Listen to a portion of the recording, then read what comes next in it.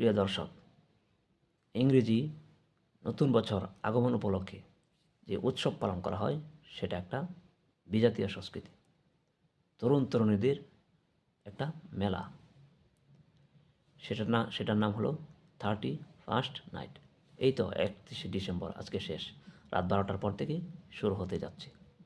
তাই আসুন আমি আপনাদের সামনে কয়েকটি আয়াত এবং হাদিস উপস্থাপন করব। সেই আয়াত এবং হাদিসে রাসূল সাল্লাল্লাহু আলাইহি ওয়াসাল্লাম, আল্লাহ পাক রব্বুল আলামিন আমাদেরকে কী দিক নির্দেশনা দিচ্ছেন। আমাদের বাংলাদেশের মধ্যে বেশিরভাগ মুসলমান, তারপরে আমরা সেটা কেন পালন করে আসছি।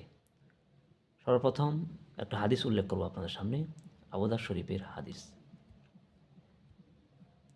নবী করিম সাল্লাল্লাহু আলাইহি ওয়াসাল্লাম বলেন, মান তাশাব্বাহা বিকওমিন ফাহুয়া মিনহুম। বিজাতীয় সংস্কৃতি চর্চা করা ইসলামের মধ্যে এমনিতেই তো হারাম। আর বিজাতীয়দের, পশ্চিমাদের কৃষ্টি কালচার, সেগুলো অনুসরণ করা কি মুসলমানদের জন্য কতটুকু শরীয়ত সম্মত?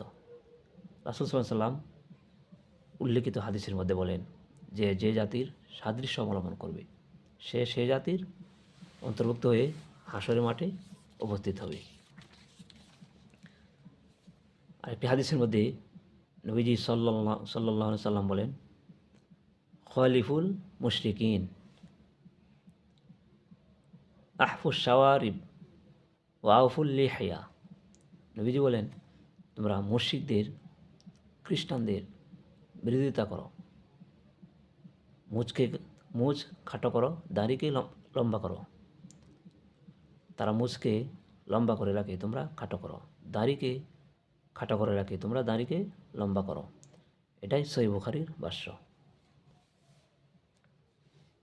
3 নম্বর যে হাদিস, রাসূল সাল্লাল্লাহু আলাইহি সাল্লাম মক্কা থেকে মদিনায় গেলেন। যাওয়ার পরে নবীজি দেখলেন যে তারা 2টি ঈদ পালন করছেন। রাসূল বললেন, মা হাযানিল ইয়াওমানে, এই 2টা দিন তোমরা কি আনন্দ উৎসব করছো? তারা বলল, ক্বালু কুন্না নালআবু ফীহিমা ফিল জাহিলিয়া, আমরা পূর্বে থেকেই, জাহিলি যুগ থেকে আমরা এগুলি পালন করে আসছি। রাসূল সাল্লাল্লাহু আলাইহি সাল্লাম বললেন, ইন্নাল্লাহ ক্বাদ আবদালাকুম বিহিমা খায়রাম মিনহুমা,